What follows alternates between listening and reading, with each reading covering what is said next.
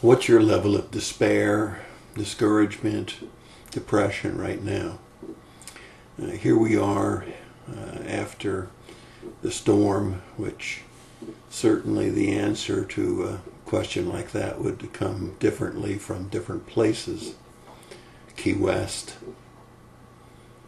Naples, Fort Lauderdale, Miami, Tampa, Simpsonville.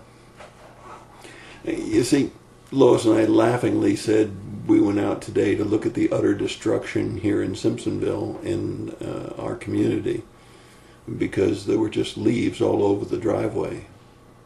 And our barbecue grill cover, the canvas cover for it blew off and moved about 2 feet away from where the barbecue grill was. We laughed, but you know, it's not a funny thing. I received an email from my brother, and he said a tree was resting on his roof, and I wanted to email him back and say, tell that tree to get his own roof to rest on. But it's not funny, is it? There are consequences to all of these things. There are consequences to trees falling on roofs. There are consequences to homes being flooded, trailers being leveled, boats being pushed up on the shore. A lot has to do with what kind of financial resources you have. If you're a very wealthy person and your boat has good insurance and wasn't running too well anyway, probably a blessing in disguise. However, if you had a trailer and that's all you had in life and you had no insurance on it and it's been leveled, imagine how much depression you might find. Does God have an answer for us for these kind of trials and tribulations of nature and trials and tribulations of health? Well, in 2 Corinthians 12:9 it says about Paul beseeching the Lord 3 times because of a thorn in the flesh. Now, we don't know what the thorn was. There's been lots of speculation on what kind of problem Paul had. Nevertheless, the answer that Paul received was an answer that we have to apply to our lives. God said to him, my grace is sufficient for you, for power is perfected in weakness. Most gladly, therefore, I rather boast about my weakness, so that the power of Christ may dwell in me. Now, it's real easy for me with just leaves in the yard and a barbecue grill that I had to put back over the barbecue, against someone who's lost everything in the Keys in a trailer, or someone who has lost valuable property, or someone who is facing major damage repair with or without insurance. Much easier for me to say, okay, I'll trust God. His grace will be sufficient for me. But each of us have to grow in our trust in the Lord.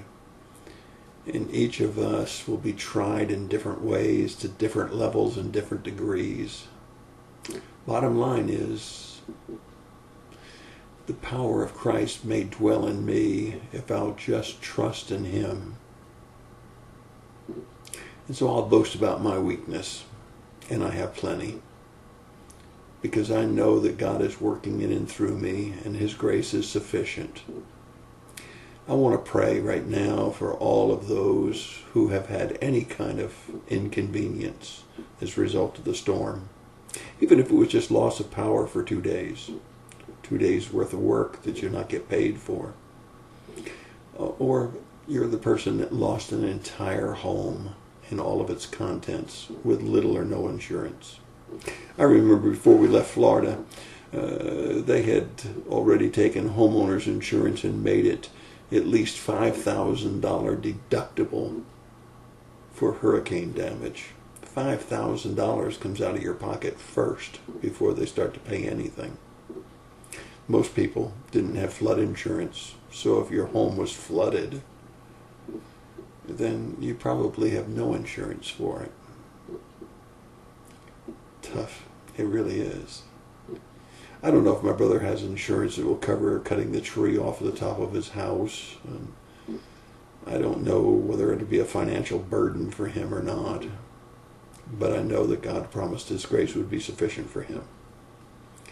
And wherever you are today in the area of discouragement, depression, I pray that you'd find that God's grace will be sufficient to see you through. Father, I come to you now on behalf of all of those who have had loss as a result of the storm, or maybe some other cause, that they would go back and read over again 2 Corinthians when Paul beseeched the Lord to take away the thorn in the flesh, and God selected not to do it. But Paul was able to see that God's grace was sufficient, and that in his weakness he would really experience the power of God. I hope you'll experience the power of God. So I pray for you right now that God would get you that insight that Paul had in 2 Corinthians 12:9. That's your thought for the day. God bless you and have a great day.